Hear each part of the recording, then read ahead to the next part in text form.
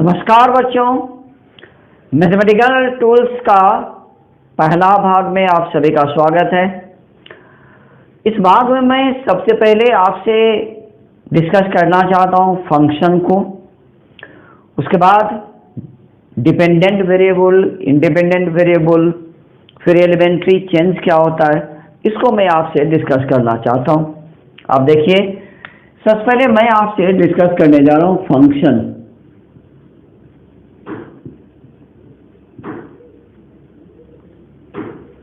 बच्चों, यदि मैं दो वेरिएबल के बीच किसी भी रिलेशन को लेता हूं, जैसे आप इस रिलेशन को आप ले लो, अगर मैं ये लिखता हूं कि y इक्वल 2x प्लस 3, ये एक रिलेशन है। इस रिलेशन में आप देख सकते हो कि y का जो वैल्यू है वह x की वैल्यू पर डिपेंड करता है। y की वैल्यू x की वैल्यू पर डिपेंड करता है। इसलिए यहां पर यह कहा जाता है कि y is the function of x, y is the function of x, क्योंकि y जो है वह x पर डिपेंड कर रहा है। अब दूसरा रिलेशन देखो, जैसे अगर आप ये कहते हो v equal u plus eighty, v equal u plus eighty, तो बच्चों u जो है इनिशियल वेलोसिटी ये कांस्टेंट होता है, और यदि एक्सेलरेशन भी कांस्टेंट है तो आप देख सकते हो ये जो वेलोसिटी किसी भी टाइम पर वेलोसिटी का वैल्यू होगा वह टाइम की वैल्यू पर डिपेंड करेगा। इसलिए बच्चों इस रिलेशन में ये जो वेलोसिटी है ये फंक्शन हो गया टाइम का। इसी तरीके से कई रिलेशंस आते हैं जिसमें दो वेरिएबल का प्रयोग किया जाता है, और जब भी दो वेरिएबल के बीच एक रिलेशन होता है तो उस रिलेशन में एक वेरिएबल वह होता है जिसके आप कोई भी वैल्यू ले सकते हो।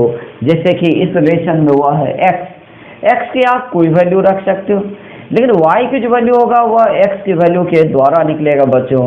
इसलिए यहाँ पर y जो है वह x का फंक्शन है, तो लिखते हैं y is the function of x। यहाँ पर वेलोसिटी टाइम t पर डिपेंड कर रहा है बच्चों, इसलिए यहाँ पर हम कहेंगे कि velocity is the function of time. तो बच्चों ये तो थी बात फंक्शन की, व्हाट इज फंक्शन, फंक्शन क्या होता है। अब मैं आपसे बात करता हूँ डिपेंडेंट वेरिएबल और इंडिपेंडेंट वेरिएबल की मैं बात करता हूँ।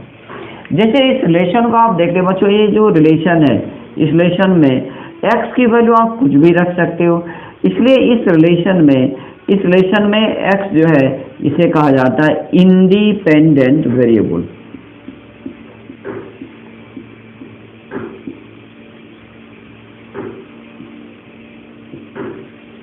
और y की वैल्यू x की वैल्यू पर डिपेंड करता है, इसलिए y को कहा जाएगा डिपेंडेंट वेरिएबल।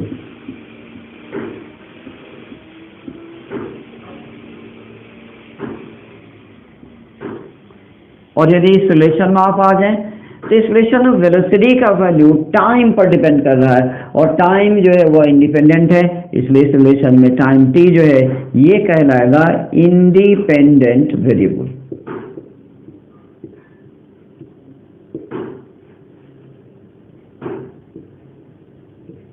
और फिर यहाँ पर वेलोसिटी v जो है ये हो गया डिपेंडेंट वेरिएबल, डिपेंडेंट वेरिएबल।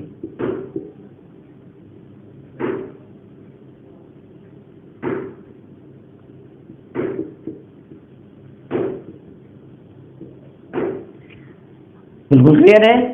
तो सबसे पहला फंक्शन डिपेंडेंट वेरिएबल जो होता है वह इंडिपेंडेंट वेरिएबल का फंक्शन होता है।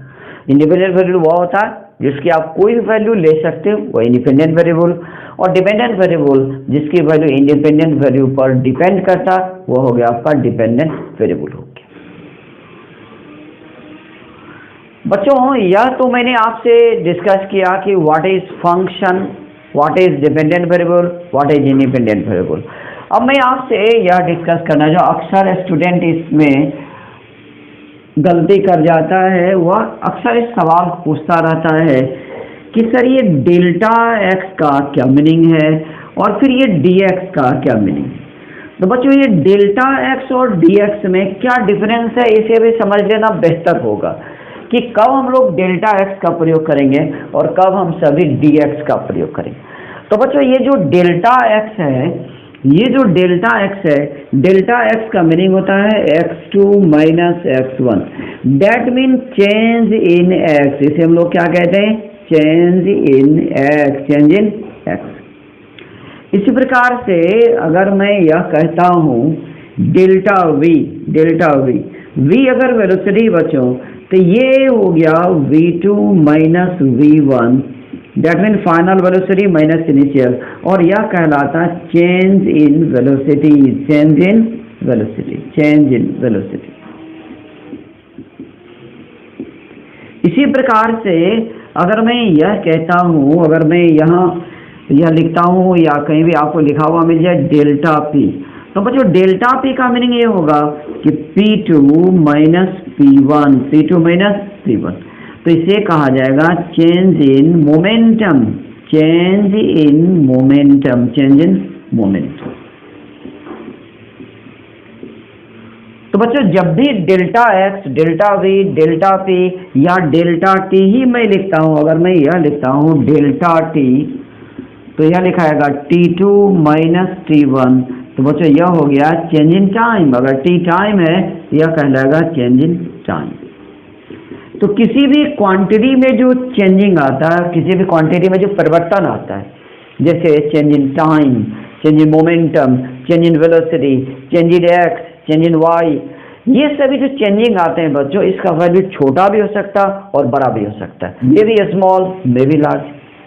अब आइए बच्चों ये dx का क्या मीनिंग है, इसे हम सभी देखते हैं। तो dx का मीनिंग होता है कि smallest possible change in x। dx का मीनिंग क्या होगा? Smallest possible change in x। तो इसे मैं कहता हूं smallest possible change in x, smallest possible change in x।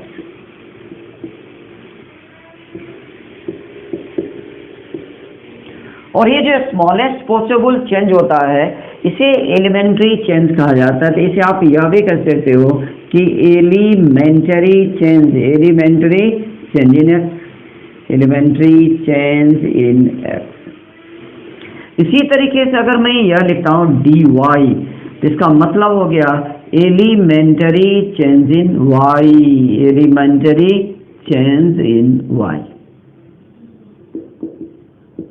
अगर मैं यह लिखता हूं कि dt, तो इसका मतलब यह हुआ कि elementary change in time, elementary change in time.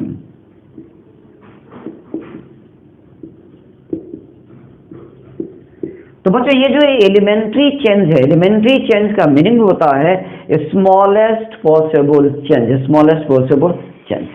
अगर आप फिजिक्स पढ़ोगे तो आपको बार बार इस वर्ड से आपकी मुलाकात होगी कि elementary change in x, elementary change in y, elementary change in velocity, elementary change in momentum. तो इस तरह के सेंटेंस आपके सामने आते रहेंगे। तो बच्चों ये भी समझना बेहद जरूरी होता है कि ये डेल्टा एक्स और डी एक्स में क्या फ़र्क है, ये डेल्टा पी और डी पी में क्या फ़र्क है, डेल्टा टी और डी टी में क्या फ़र्क है, तो ये समझना बेहद ज़रूरी होता है। अक्सर स्टूडेंट इसे समझ नहीं पाते हैं और रट फट करके काम चलाना चाहते हैं, इसलिए अक्सर उसे सवाल बनाने में कठिनाई होती है।